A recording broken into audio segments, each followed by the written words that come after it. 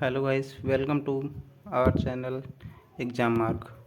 स्वागत है आपका इंग्लिश की सेकंड क्लास में, जिसमें हम लोग पढ़ेंगे सेंटेंस के बारे में। इसमें हम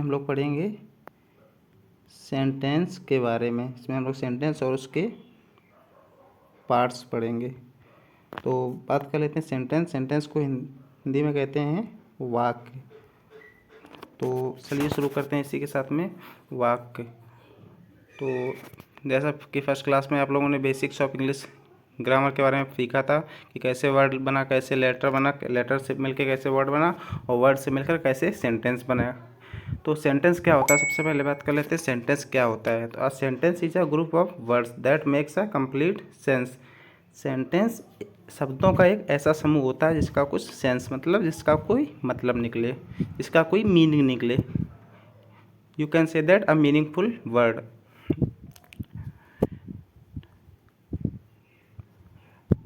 एग्जाम्पल देख लेते हैं। She is reading a book. She is reading a book, वह पुस्तक पढ़ रही है। तो इसमें एक मतलब निकल रहा है इस चीज़ का कि वह एक बुक पढ़ रही है। और इसी के साथ में सेकंड एग्जाम्पल देख लीजिए। What a beautiful flower. What a beautiful flower, तो इसमें भी एक मीनिंग निकल रही है वो कि क्या सुंदर फूल है। और इसी के साथ आगे बढ़ते हैं पार्ट्स ऑफ सेंटेंस के बारे में। पार्ट्स ऑफ सेंटेंस होते हैं दो टाइप्स के होते हैं। तो there are two types of parts of sentence. The first one is the subject and second one is predicate.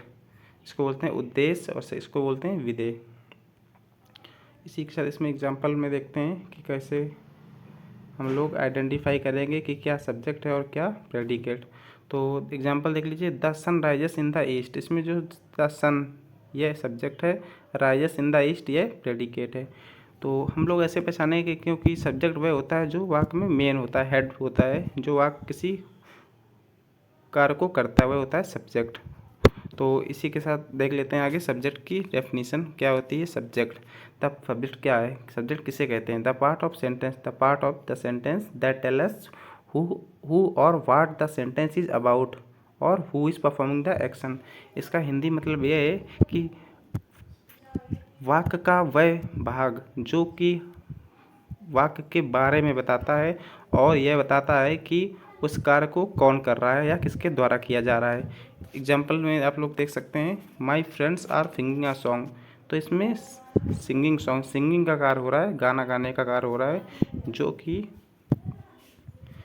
मेरे दोस्त कर रहे हैं, माई फ्रेंड्स। तो इसमें माई फ्रेंड्स हो जाएंगे सब्जेक्ट। इसी प्रकार सेकंड में देख लीजिए। द टीचर टॉट इंग्लिश, अध्यापक ने अंग्रेजी पढ़ाई। तो इसमें अंग्रेजी पढ़ाने का कार्य हो रहा है, अंग्रेजी पढ़ाने का कार्य। और अंग्रेजी किसके द्वारा पढ़ाई गई है, टीचर के द्वारा। तो यहाँ पे टीचर क्या है, टीचर यहाँ पे है सब्जेक्ट। इसमें माई फ्रेंड्स क्या है, सब्जेक्ट। तो इसी के साथ अगली स्लाइड पर चलते हैं पार्ट्स ऑफ सब्जेक्ट। जिस प्रकार से हम लोगों ने सेंटेंस के बारे में पढ़ा कि सेंटेंस के दो पार्ट होते हैं, उसी प्रकार सब्जेक्ट के भी चार पार्ट होते हैं। Determiner, adjective, headword and qualifier. तो सबसे पहले बात कर लेते हैं कि डिटर्मिनर क्या होता है।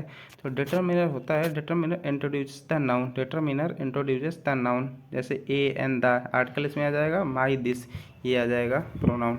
तो इसी के एग्जांपल में आप लोग देख सकते हैं कि डिटर्मिनर को हम लोग कैसे आइडेंटिफाई करेंगे। The tall student with the red bag is crying. तो इस सेंटेंस में द, तो ये द लगा हुआ है टॉल स्टूडेंट के पहले, ये है डिटर्मिनर। तो ये क्या है, डिटर्मिनर है। तो इसको हम लोग आइडेंटिफाई कर लेंगे कि ये डिटर्मिनर है। इसी के साथ बात करते हैं एडजेक्टिव क्या होता है। तो एडजेक्टिव होता है पार्ट्स ऑफ स्पीच का एक पार्ट होता है। Describes the quality of the headword, headword की क्वालिटी को दर्शाता है। हेडवर्ड बोलते हैं नाउन को। इस सेंटेंस में जो मेन करता होता है, नाउन होता है, तो उसी की यह क्वालिटी बताता है। तो हम लोग एडजेक्टिव को जानने से पहले हेडवर्ड को जानना ज़्यादा ज़रूरी होगा हम लोगों के लिए कि the main noun of the sentence, sentence का मेन नाउन। जैसे tall student with a red bag, ये सब्जेक्ट है। तो इसमें मेन क्या है, इसमें मेन है स्टूडेंट, इसी को हम लोग कहेंगे हेडवर्ड। हेडवर्ड होता है नाउन। तो जो स्टूडेंट है यही है इसका मेन वर्ड है, इसको हम लोग हेडवर्ड भी बोलते हैं। और जो हेडवर्ड की क्वालिटी बताए, जो हेडवर्ड की क्वालिटी बताए वह होता है एडजेक्टिव। जैसे इसमें लिखा हुआ है describe the quality of the headword, जैसे the tall student with the red bag. तो इसमें स्टूडेंट, ये स्टूडेंट हो गया, यहाँ पे नाउन हो गया। जो नाउन की क्वालिटी बताते हैं, नाउन की क्वालिटी बताते वो होता है एडजेक्टिव। और इसमें एडजेक्टिव क्या है, टॉल एडजेक्टिव है। इसी के साथ अगले पार्ट की बात कर लेते हैं, क्वालिफायर। क्वालिफायर किसे बोलते हैं?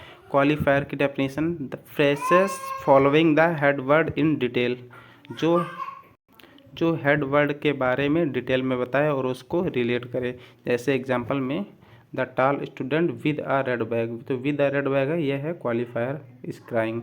तो जो टॉल लंबा लड़का है जो कि लाल बैग के साथ है वह रो रहा है।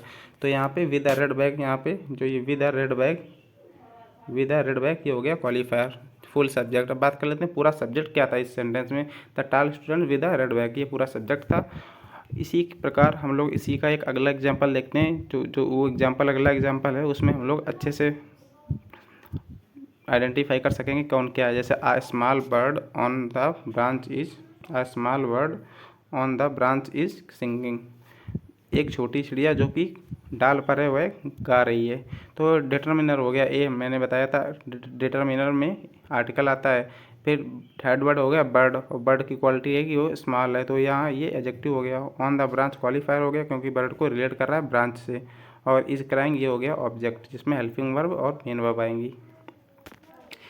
ये तो बात थी सब्जेक्ट की। जिस प्रकार हम लोगों ने सब्जेक्ट पढ़ा उसी प्रकार अब हम लोग प्रेडिकेट के बारे में पढ़ेंगे कि प्रेडिकेट क्या होता है।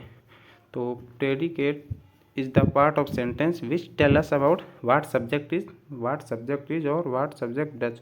ये वो बताता है कि सब्जेक्ट क्या है और सब्जेक्ट क्या कर रहा है या करता है। तो द एग्जाम्पल में देख सकते हैं हम लोग, the dog is barking, the dog is barking, जो डॉग है, डॉग क्या कर रहा है? बार्किंग। तो उसमें जैसा कि बताया गया है कि व्हाट सब्जेक्ट डज, सब्जेक्ट क्या करता है, तो ये भौंक रहा है। तो कौन भौंक रहा है? डॉग। और इसमें सेकंड में, mister Vivek is your teacher, इसमें जैसे लिखा है व्हाट सब्जेक्ट इज, सब्जेक्ट क्या है, तो यहाँ जो सब्जेक्ट है ये क्या है? टीचर है। तो यहाँ टीचर कौन है? मिस्टर विवेक। तो ये प्रेडिकेट हो जाएगा इज योर टीचर। इस प्रकार हम लोगों ने सब्जेक्ट के पार्ट पढ़े, उसी प्रकार अब हम लोग प्रेडिकेट के पार्ट्स डिस्कस करेंगे। जो प्रेडिकेट्स के मेन पार्ट्स होते हैं वो होता है वर्ब और ऑब्जेक्ट और कंप्लीमेंट। तो सबसे पहले हम लोग बात कर लेते हैं वर्ब की। वर्ब क्या होता है? पार्ट्स ऑफ प्रेडिकेट के अंतर्गत इसको हम लोग पढ़ेंगे। Verb, words that shows an action, जो कि एक एक्शन या मूवमेंट दिखाता है। अकरेंस और state of being in a sentence, यह दिखाता है कि वाक्य में क्या कार्य हो रहा है। जो कार्य के होने के बारे में बताया हुआ है वर्ब कहलाता है, मतलब क्रिया कहलाता है कि क्या काम हो रहा है। ऐसे एग्जाम्पल में देख ले सकते हैं, सी इज़ रनिंग फास्ट, इसमें दौड़ने का काम हो रहा है, किसका? रनिंग का। तो इसमें रनिंग वर्ब है। वर्ब जो होती है, जो वर्ब, इसको वर्ब नहीं बोलते हैं, वर्ब बोलते हैं। इसका आर साइलेंट रहता है। इसको प्रोनाउंसिएशन में हम लोग वर्ब पढ़ेंगे। एक होती है हेल्पिंग वर्ब, एक होती है मेन वर्ब। इसको हम लोग एच वी लिखते हैं शॉर्ट में, इसको एम वी लिखते हैं। जो हेल्पिंग वर्ब होती है एक मेन वर्ब होती है, और हेल्पिंग वर्ब हमेशा मेन वर्ब के पहले आती है। जैसे इस सेंटेंस में आप लोग देख सकते हैं, सी इज़ रनिंग फास्ट, इसमें जो मेन वर्ब के पहले हेल्पिंग वर्ब है। हेल्पिंग वर्ब का यूज होता है कि मेन वर्ब की हेल्प करे। सी इज रनिंग फास्ट, इसमें इज और रनिंग क्या है? वर्ब है। इज है हेल्पिंग वर्ब और रनिंग है मेन वर्ब। तो इसी के साथ में बात कर लेते हैं कि हेल्पिंग वर्ब क्या होती है। हेल्पिंग वर्ब होती है, इट इज़ अ वर्ब, यह एक क्रिया है, that helps the main verb, जो कि मुख्य क्रिया मतलब मेन वर्ब की हेल्प करती है। Helping verbs are 16 in numbers, helping verb की संख्या 16 है। ये चीज़ हम लोगों को नोट में याद रखनी है कि इनकी संख्या कितनी है? इनकी संख्या 16 है, 16 है। बी डू हैव 3, मतलब 3 ये हैं और 13 मॉडल होती हैं। मॉडल जो होती हैं ये इस टाइप की होती हैं, कैन, कुड, इस टाइप से। ये हम लोग वर्ब चैप्टर में अच्छे से इसके बारे में डिस्कस करेंगे कि कौन कौन सी मॉडल वर्ब हैं, कौन कौन सी बी वर्ब हैं, कौन सी डू है, कौन हैव, सारे डिस्कस करेंगे हम लोग। तो इसी एग्जांपल में हम लोग अब देख लेते हैं कि इसमें हेल्पिंग वर्ब क्या है। इस एग्जांपल में श्याम इज़ ईटिंग मैंगोज, तो श्याम इज़ ईटिंग मैंगोज, इसमें श्याम तो सब्जेक्ट हो गया, इज़ ईटिंग मैंगोज ये हो गया प्रेडिकेट। इसमें से हम लोग पढ़ेंगे इज़ ईटिंग मैंगोज में से हेल्पिंग वर्ब क्या है। तो इसमें इज़ हेल्पिंग वर्ब है और ये मेन वर्ब है। तो मेन वर्ब के पहले हेल्पिंग वर्ब है इज़, तो इज़ इसमें हेल्पिंग वर्ब हो जाएगी। इसी के साथ बात कर लेते हैं मेन वर्ब। जिस प्रकार हम लोगों ने हेल्पिंग वर्ब को समझा उसी प्रकार हम लोग मेन वर्ब को समझेंगे कि मेन वर्ब क्या होती है। Main verb, it shows the main action in a sentence, यह सेंटेंस में मेन कार्य को बताती है कि आखिर काम कौन सा काम हुआ है। Main verbs are 1000 in numbers, जैसा कि मैंने बताया था कि हेल्पिंग वर्ब्स 16 होती हैं, 16 ही होती हैं। तो वो एक लिमिटेड होती हैं, और ये मेन वर्ब होती हैं ये लिमिटेड नहीं होती हैं, ये अनंत हो सकती हैं, बहुत सारी वर्ब हो सकती हैं, singing, dancing, cooking, looking, watching, eating, going, coming, काफ़ी सारी हो सकती हैं। तो मेन वर्ब्स की जब फॉर्म्स के बारे में बात कर लेते हैं, इसकी फॉर्म्स होती हैं 5, बेसिकली इसकी 4 फॉर्म्स होती हैं, लेकिन 5वीं ये सेम होती है फर्स्ट की तरह। इसमें एस या ई एस या ई एस लगाते हैं, जो कि सिंपल प्रेजेंट टेंस में होता है। तो मैंने गो का एग्जांपल लेके दिया, गो, वेंट, फर्स्ट फॉर्म में इसको बेस फॉर्म भी बोलते हैं गो, फिर सेकंड फॉर्म में इसका वेंट हो जाएगा, थर्ड फॉर्म में हो जाएगा गॉन, और फोर्थ फॉर्म में गो प्लस आईएनजी लग जाता है। एग्जांपल में आप लोग देख सकते हैं, सी रन्स फास्ट, इसमें मेन वर्ब बताना है, सी रन्स फास्ट, इसमें हम लोगों को बताना है सी रन्स फास्ट। तो इसमें मेन वर्ब क्या है, ये तो सब्जेक्ट हो जाएगा अपना सी, जो ये है रन्स, ये हो जाएगी मेन वर्ब, इसमें हेल्पिंग वर्ब नहीं है क्योंकि ये सिंपल प्रेजेंट टेंस है, इसमें हेल्पिंग वर्ब, सिंपल प्रेजेंट में हेल्पिंग वर्ब यूज़ नहीं होती है। और सेकंड एग्जांपल में देख लीजिए, वी वर, सेकंड एग्जांपल में हम लोग देख सकते हैं we were going to market, इसमें जो मेन काम क्या हो रहा है, जाने का हो रहा है, इसमें दौड़ने का हो रहा है तो रन्स, और इसमें जाने का हो रहा है तो गोइंग, गोइंग इसमें मेन वर्ब हो जाएगी और वर इसमें हो जाएगी हेल्पिंग वर्ब। लेकिन इस सेंटेंस में हम लोगों को मेन वर्ब बताना, तो मेन वर्ब गोइंग है, तो इसमें क्योंकि जाने का काम हो रहा है। इसी के साथ हम लोग बात कर लेते हैं इसके अगले पार्ट ऑब्जेक्ट की। ऑब्जेक्ट, तो ऑब्जेक्ट होता है जिसको हम लोग बोलते हैं कर्म। ऑब्जेक्ट दो टाइप का होता है, सेंटेंस में जो ऑब्जेक्ट होता है वो दो टाइप का होता है, one is direct object and another is indirect object. तो सेंटेंस जैसे एग्जांपल दिया गया है, my mother told me a story, तो इसमें माई मदर जो ये पार्ट है ये तो सब्जेक्ट का हो गया, टोल्ड हो गई मेन वर्ब, और उसके बाद जो बचा खुचा पार्ट है वो होता है ऑब्जेक्ट। इसमें देखिए दो ऑब्जेक्ट, आइए तो ये तो चलो आर्टिकल इसको छोड़ ही देते हैं, मी और स्टोरी। अब इसमें हम लोग कैसे आइडेंटिफाई करेंगे कि कौन डायरेक्ट ऑब्जेक्ट है कौन इनडायरेक्ट ऑब्जेक्ट। सबसे ज़्यादा ज़रूरी यही है कि इसमें डायरेक्ट ऑब्जेक्ट को कैसे पहचाने और इनडायरेक्ट को कैसे पहचाने। तो डायरेक्ट ऑब्जेक्ट को पहचानने के लिए मैंने यहाँ पे टिक लिख दी है कि non living things, direct object हमेशा नॉन लिविंग थिंग्स होते हैं और इनडायरेक्ट ऑब्जेक्ट हमेशा लिविंग थिंग्स होते हैं। अब बात कर लेते हैं डायरेक्ट ऑब्जेक्ट में नॉन लिविंग थिंग क्या होते हैं। नॉन लिविंग थिंग वो होते हैं जिनके अंदर जान नहीं होती है, जैसे टेबल, चेयर, फैन, कुछ भी हो सकता है जिसके अंदर जान नहीं होती है, मतलब कोई थिंग हो सकती है। और इनडायरेक्ट ऑब्जेक्ट में ह्यूमन बींग्स हो सकते हैं, बर्ड हो सकती है, मतलब जिसके अंदर जान होती है वो लिविंग थिंग्स हो जाएंगे, वो इनडायरेक्ट ऑब्जेक्ट हो जाएंगे। अब बात कर लेते हैं इस सेंटेंस की कि इसमें बताओ डायरेक्ट ऑब्जेक्ट क्या इनडायरेक्ट क्या है। तो जैसा कि मैंने बताया कि स्टोरी, इसमें स्टोरी दिया गया है, इसमें जान नहीं होती है तो ये डायरेक्ट ऑब्जेक्ट हो जाएगा। और इधर मी दिया गया, मी मतलब मुझे, मतलब इंसान की बात हो रही है, मेरी बात हो रही है, माई मदर टोल्ड मी, मेरी माता जी ने मुझे कहानी सुनाई, तो उसमें मी हो जाएगा इनडायरेक्ट ऑब्जेक्ट। इसी के साथ में अगला और लास्ट पार्ट इसका होता है प्रेडिकेट का कम्प्लीमेंट। कम्प्लीमेंट होता है दो टाइप का। कम्प्लीमेंट, सबसे पहले बात कर लेते कम्प्लीमेंट होता क्या है। तो कम्प्लीमेंट इज अ वर्ड और ग्रुप ऑफ वर्ड। कम्प्लीमेंट एक शब्द या शब्दों का समूह हो सकता है that completes the meaning of the sentence, जो कि सेंटेंस की मीनिंग को पूरा करता है। तो कम्प्लीमेंट दो टाइप का होता है, एक होता है सब्जेक्टिव, एक होता है ऑब्जेक्टिव। जब भी पूछा जाए कि कम्प्लीमेंट कितने टाइप का होता है तो हम लोग बताएंगे कम्प्लीमेंट दो टाइप्स का होता है, one is subjective complement and another is objective complement.